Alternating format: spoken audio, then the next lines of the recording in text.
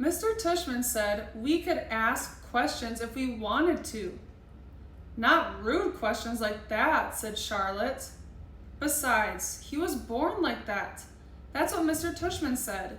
You just weren't listening. I was so listening, said Julian. I just thought maybe he was in a fire too. Geez, Julian, said Jack. Just be quiet. You be quiet, Julian yelled. Come on, August, said Jack. Let's go to the library already. I walked toward Jack and followed him out of the auditorium. He held the double doors open for me, and as I passed by, he looked at me right in the face, kind of daring me to look back at him, which I did. Then I actually smiled. I don't know. Sometimes when I have the feelings like I'm almost about to cry, it can turn into an almost laughing feeling, and that must have been the feeling I was having then, because I smiled, almost like I was going to giggle. The thing is, because of the way my face is, people who don't know me very well don't always get that I'm smiling.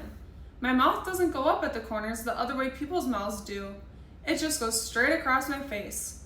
But somehow, Jack Will got that I had smiled at him, and he smiled back. Julian's a jerk, he whispered before Julian and Charlotte reached us. Dude, you're gonna have to talk, he said this seriously, like he was trying to help me. I nodded as Julian and Charlotte caught up to us. We were all quiet for a second, all of us just kind of nodding, looking at the floor. Then I looked up at Julian. The words supposedly, by the way, I said. What are you talking about?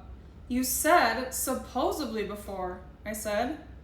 I did not. Yeah, you did, Charlotte nodded. You said the science elective is supposedly really hard. I heard you. It's supposedly. I did not, he insisted. Whatever, said Jack. Let's just go. Yeah, let's just go, agreed Charlotte, following Jack down the stairs to the next floor. I started to follow her, but Julian cut right in front of me, which actually made me stumble backward.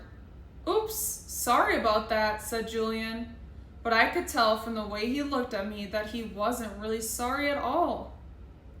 The deal. Mom and Mr. Tushman were talking when we got back to the office.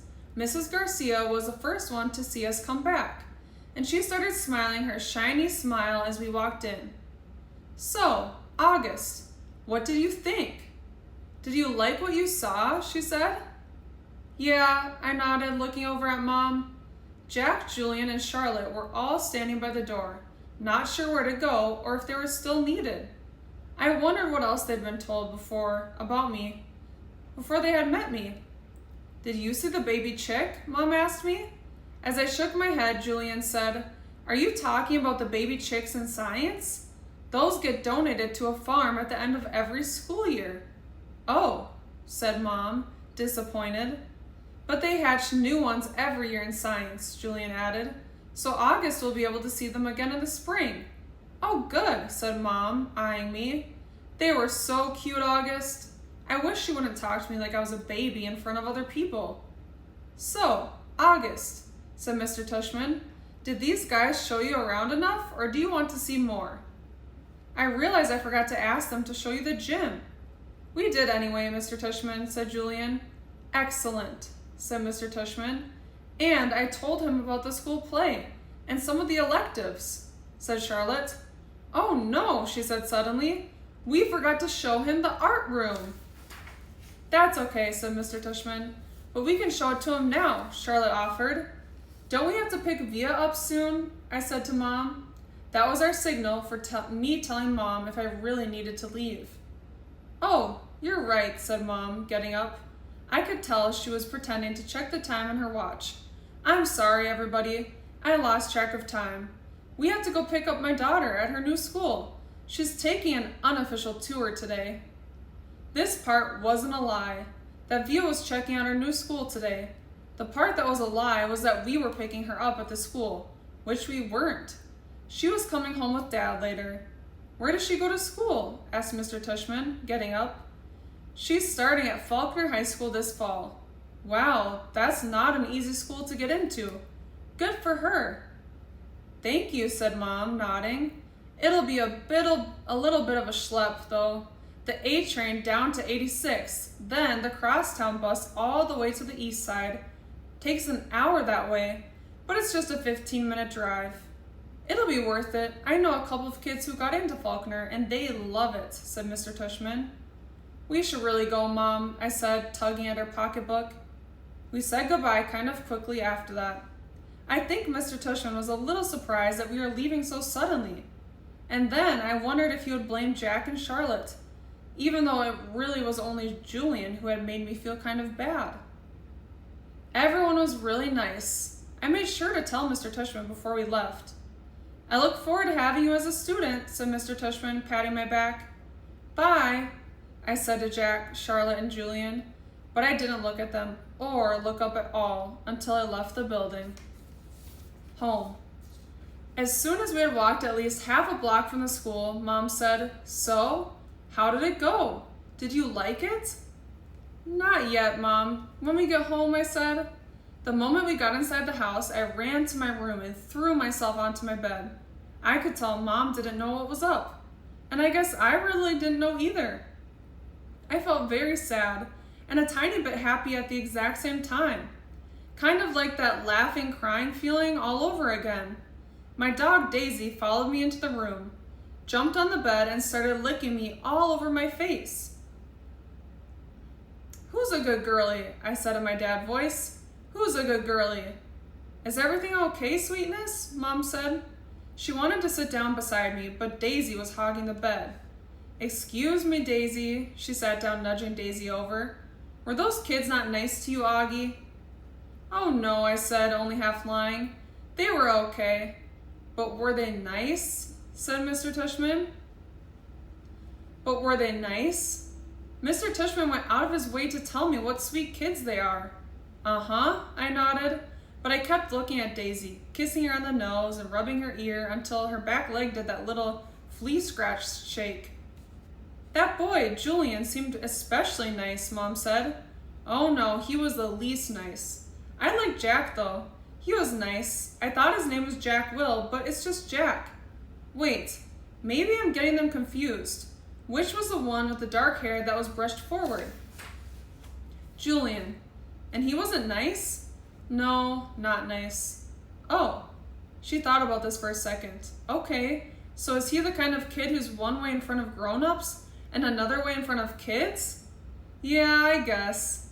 I don't like those, she answered, nodding. He was like, So August, what's the deal with your face? I said, looking at Daisy the whole time. Were you in a fire or something?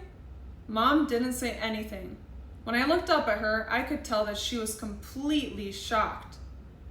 He didn't say it in a mean way, I said quickly. He was just asking. Mom nodded. But I really liked Jack, I said. He was like, Be quiet, Julian. And Charlotte was like, You're so rude, Julian. Mom nodded again. She pressed her fingers on her forehead like she was pushing against a headache. I'm so sorry, Augie, she said quietly. Her cheeks were bright red. No, it's okay, Mom, really. You don't have to go to school if you don't want to, sweetie. I want to, I said. Augie? Really, Mom, I want to. And I wasn't lying. First day jitters. Okay, so I admit that the first day of school I was so nervous that the butterflies in my stomach were more like pigeons flying around my insides. Mom and Dad were probably a little nervous too, but they acted all excited for me, taking pictures of me and Via before we left the house, since it was Via's first day of school too.